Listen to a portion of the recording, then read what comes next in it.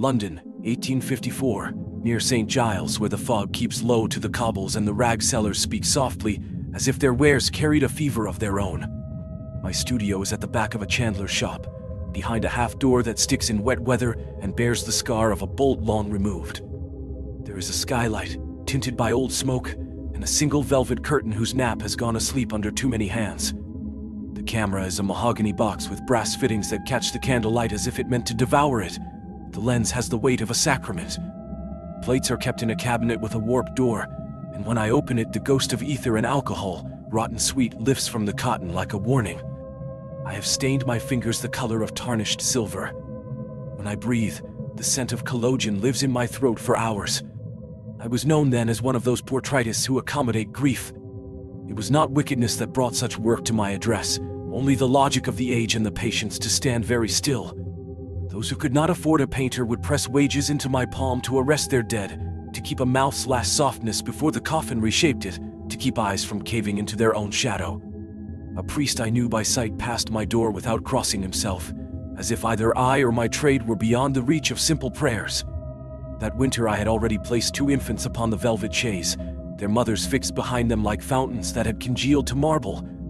The hairs of their heads, pearlescent, almost not there at all, took the light as water takes it. Long exposures, the breathing of a clock without hands, had given me a calmness that the living lacked. On the morning in question, frost drew its delicate ferns across the panes. The chandler's daughter had wrapped the handle of my door in old linen so no skin would kiss the metal. They arrived before the hour was decent for the living. The father was an office man by the look of him, but not grand, coat brushed, cuffs too clean for honest labor. The mother came veiled in black crepe that narrowed her face to a pale oval. She carried the boy, swaddled neat as a loaf. "He is 3, the father said, as one recites a fact to keep from weeping. "Thomas."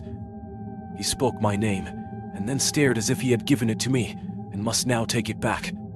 "My wife, she cannot, if you could please, quickly." Quickly, as if the shudder did not drink time like a slow-throated animal. As if I did not, by necessitated art, require slowness that feels like devotion. I bowed my head to him, and to the child without saying the words aloud. They were new to this. Many families arrived roped together by experience, with a tenderness that made instructions unnecessary. But the mother trembled with the novelty of her horror. The father had a righteous air like a man paying a debt. I drew the velvet aside. The studio air had the persistent taste of match smoke. Someone had used the last of the night's tallow to warm their hands, and the morning smoldered in the glass above us like a forgery of heaven. "Your priest?" I asked, to make room for reverence. Would he bless the attempt? It is a long exposure. He must be at peace with the length. They exchanged a look so brief and strange, like 2 people passing through a draught. He refused us, the mother said in a voice like vellum, dry yet perfectly intact. He said we had had our blessings already. "We buried our first daughter last winter. We dwell in the shadow of enough pictures," he said. "But Thomas was not meant to go, was not meant." Her voice found an end the way a glass finds a crack. I gestured to the window. I lifted the curtain of the skylight and invited clouds to soften the scene. In that diffused light, the studio changed obedience. The camera was no longer a device for hunting, but a confessional with wooden ears. I fetched the small chair all children use for their photographs, the one designed to disguise a father's hand bracing the spine. The child's head was a fraction too heavy for what remained of his life. He leaned.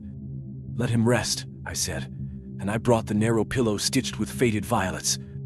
I set the boy upon it, unclasped the swaddling, and arranged his small limbs as if he had been sleeping, and I were a mother in a gentler house. His hair, light as butter worn pale by use, curled where it could not yet have learned the word. A faint bloom, a refusal to surrender, clung to his lip as if cherries had been promised. The mother pressed her glove to her mouth. I washed a plate. In that room, the water always sounded like a whispered argument. Ether poured glossy as a prayer. I used a cane pipette with a cracked tip to lay collodion across glass. It turned the color of the moon shone through linen. As I rocked it, the skin of the solution mended itself, a small miracle, and one achieved by anyone with the patience to let it happen. It smelled like a doctor's handkerchief. I carried it into my little dark closet, Closet is a generosity. It was a coffin stood upright with its lid cut off, and bathed it with silver nitrate until the plate remembered light the way a widow remembers a hand. When I returned, the father looked as if the act of waiting has put both feet in one shoe. I placed the plate, slid the holder home, drew the dark slide, and felt the moment go thin as string. The lens was dressed in the velvet lens cap I keep in a pocket sewn to my sleeve. In the glass, their three souls, their word, not mine, came to me as puddled shapes. "You must be still," I said, though there was no one to take offense. "This is a long one." "How long?" the father asked. "As long as it is," I said. "As long as a prayer." He did not smile. But the mother's hand, gloved in black too thin for this weather, reached for the boy's temple as if to arrange some last courtesy. I shook my head. She tightened her veil across her mouth, as if to hold the breath she no longer owed anyone. I pulled the cap and the world began to enter the glass like water finding its own level. Long exposures make the present feel like a visitor with a very good excuse. There is so little to do, and so much to feel. A candle hissed in its dish. Somewhere beyond the chandler's wall, a broom found a knot in the floor and worried it as a rat would.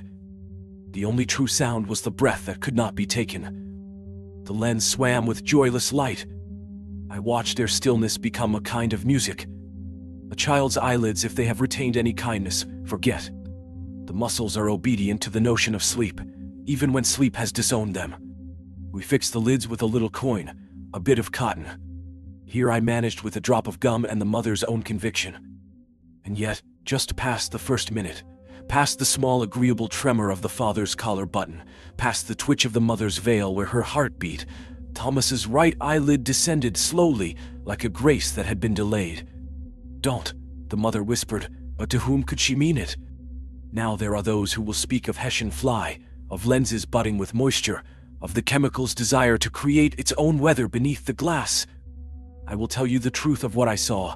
A child produced one last act of consent.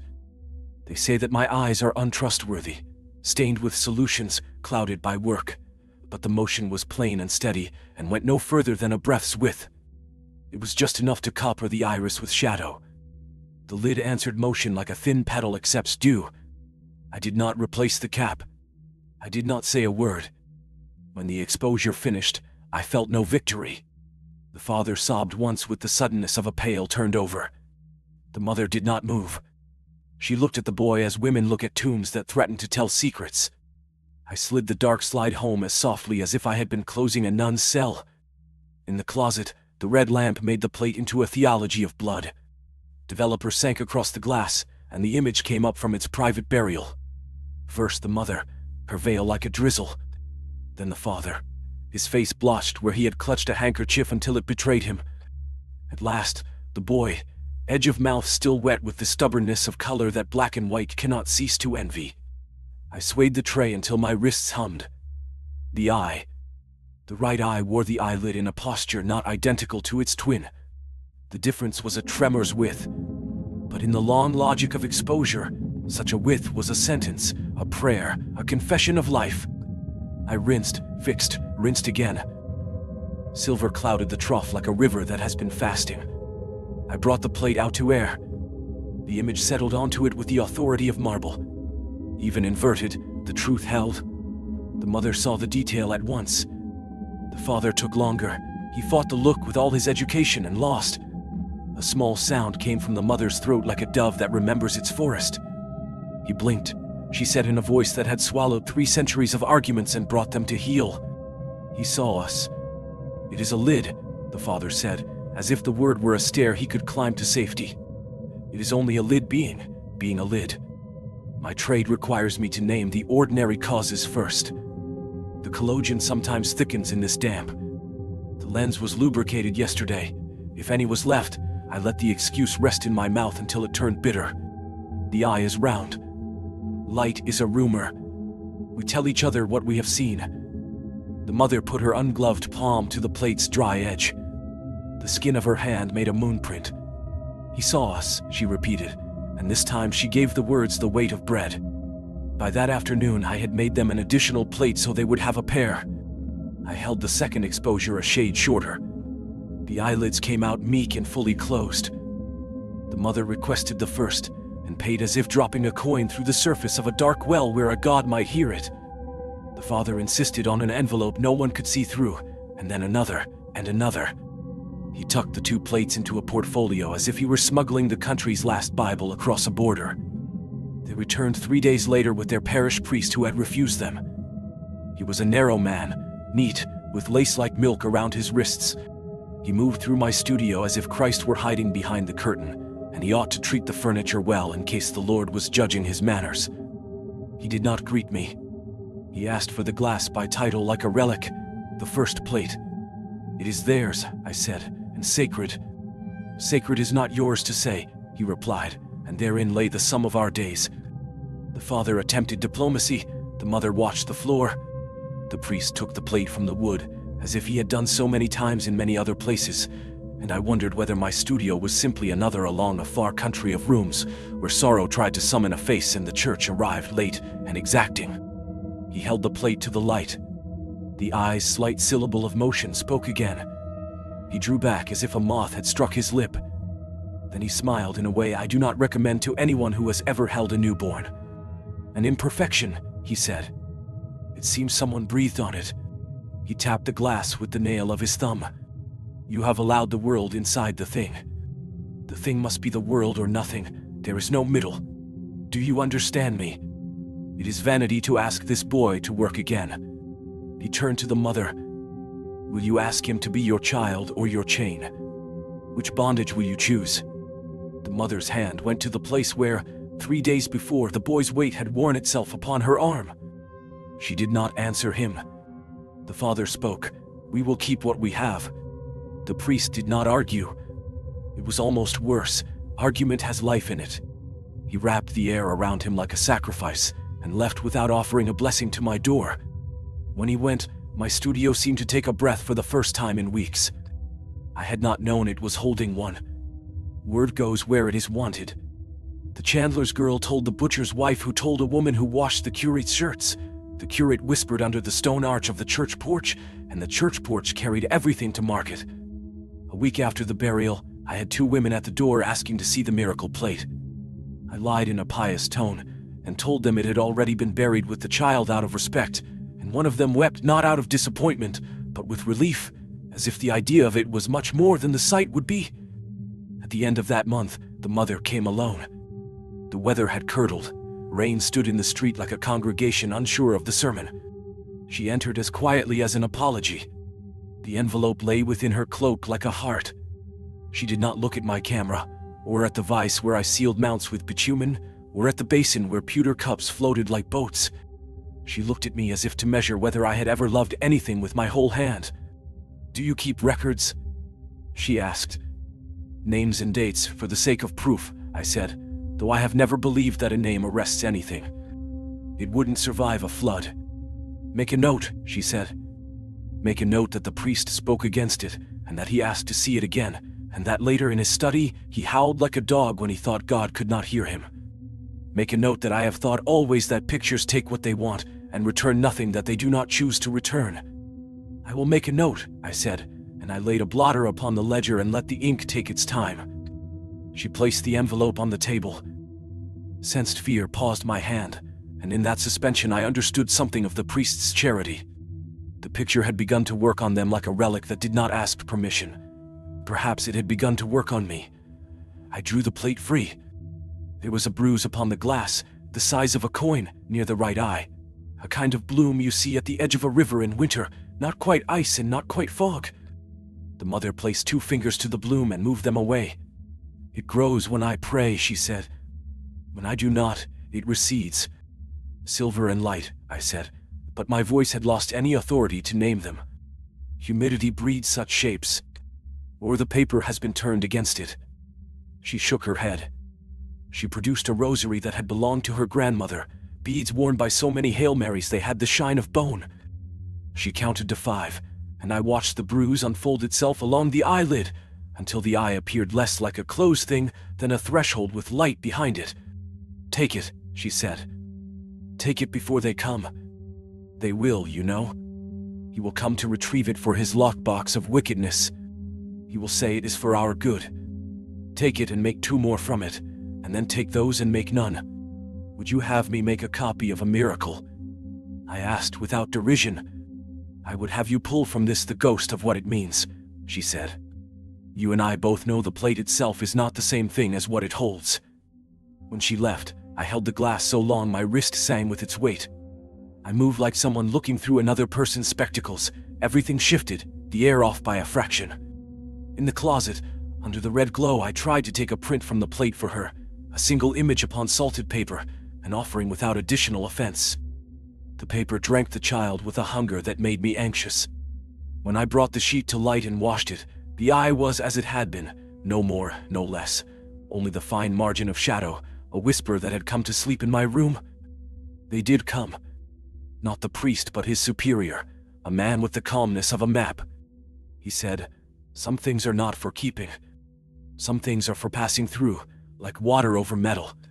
He placed 2 pounds on the table and waited for me to become someone who cared to earn them. I did not.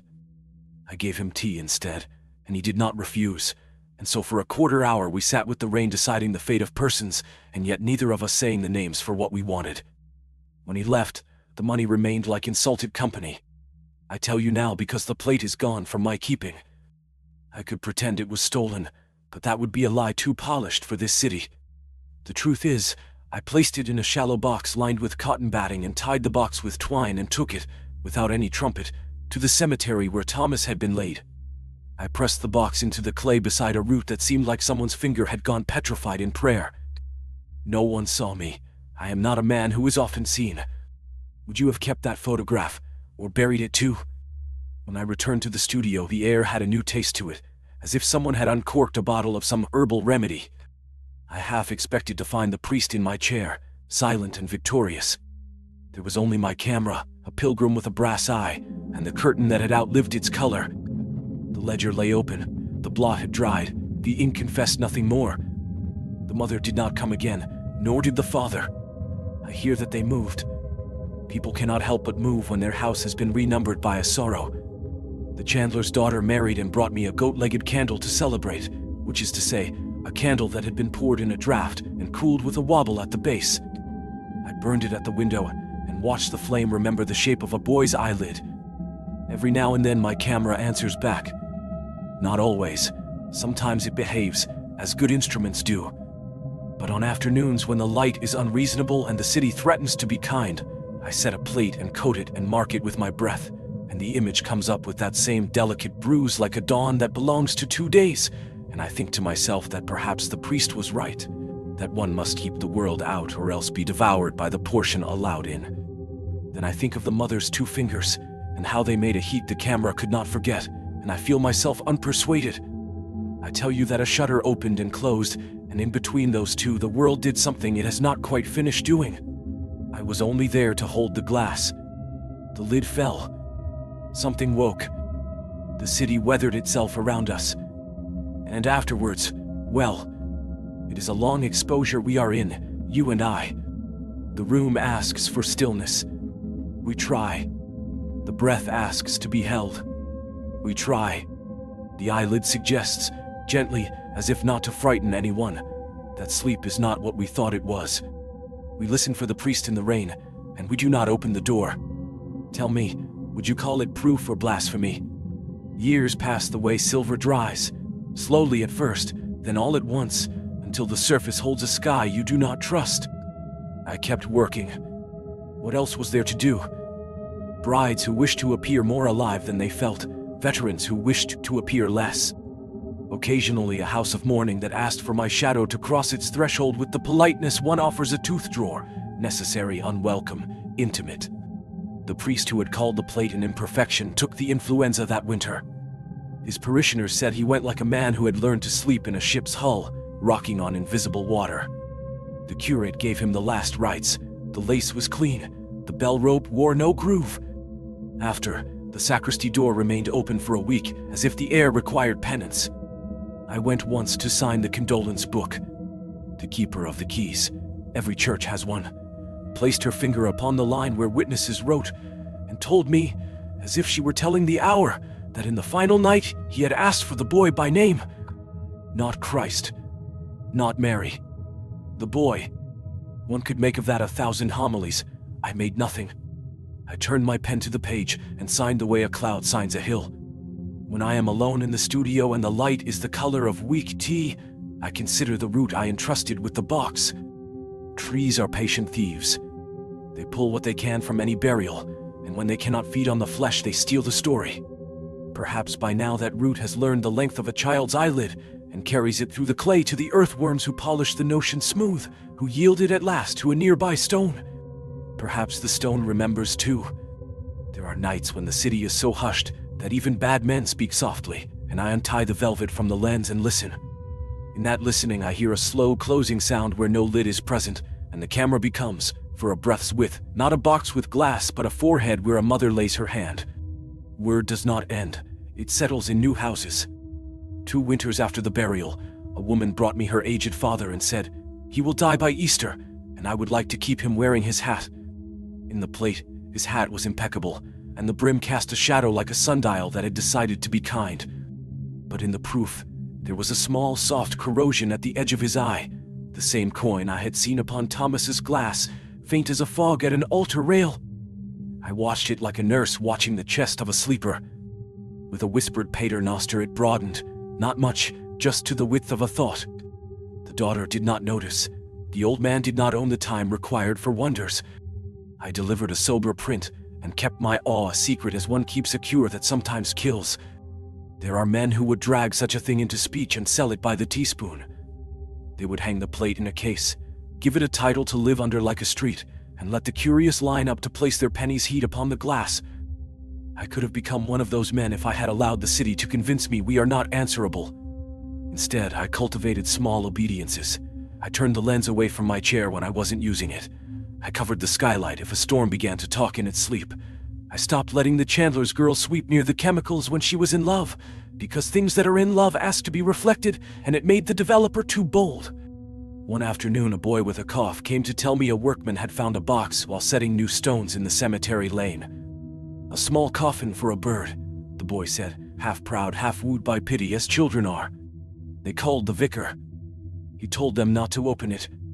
The boy's cough measured out the room the way a metronome measures out a sonata, the space between notes pretending to be silence. I felt a clutch in my hands that did not belong to them. Men with clean cuffs make swift plans when frightened. I wondered whether the root had tired of its studies and surrendered my secret. I did not go. I stood in the doorway of my studio and watched the yard where the chandler kept his unthrifty wood, twists of willow and unbaptized boards, and waited to hear a cry that would mean the world had been relieved of something it could not bear. Nothing came. The vicar's caution prevailed. Or else the workman, wise in his own piety, tucked the box deeper, as if putting a child back to bed. That night, rain untied itself and crossed the city without mercy. Somewhere, no doubt, a man decided against a sin. Somewhere else, a woman committed to one she had long rehearsed. The roofs held, mostly.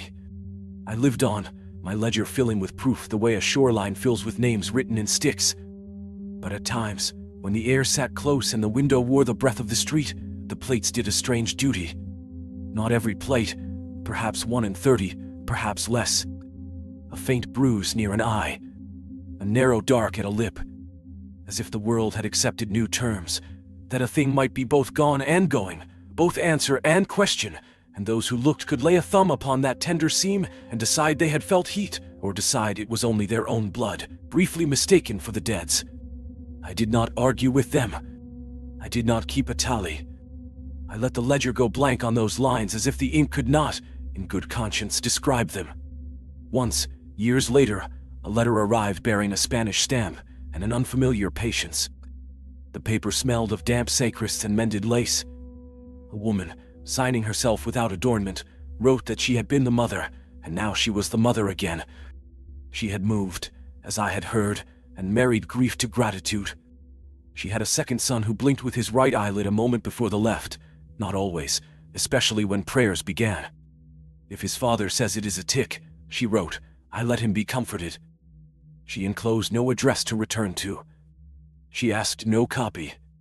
Only this: do you keep the light away from your camera when it sleeps? I find that helps. I sat with the letter a long while and obeyed a stranger. I will tell you, because no one else will. What worries me most, not that the eye fell, for it did. Not that the priest was frightened, for he was. Not that the city is a cowl that sometimes passes over the face of God. No, Turianolia. What worries me most is this, that in making the plate, I taught the room a grammar it had not known, and now it speaks from time to time, sometimes in tenderness, sometimes in rebuke, and I am the only man who understands its accent. I have become a translator of a tongue that has one word for mercy and proof, and hunger and breath. I am not equal to the work. Yet if I left off, I think the room would continue without me, the way the sea continues without the fisherman who decides to fear it. If there is blasphemy, it lies not in the eyelid's motion, which is as innocent as any leaf stirring under heaven, but in the certainty a man grows when he believes the plate is his servant. I have learned to keep my hands unclean and undeserving, to lift the dark slide as one lifts a veil from a face one fears to recognize. And when the image rises, if it bears that small impossible mark, coin of breath, bruise of prayer, I let the room have it. I do not sell it twice. I do not argue its lineage. I let it be itself and keep my name at the bottom of the page, littler than the date. So now, if you should ever find, in some flea market of the future, a salted paper print of a child with an eyelid that seems mid-blessing, do as you please. Wrap it in linen and place it under a roof that does not leak. Or fold it into the seam of a missal, to be flattened by the weight of God. Or bury it beneath a root that knows its parables.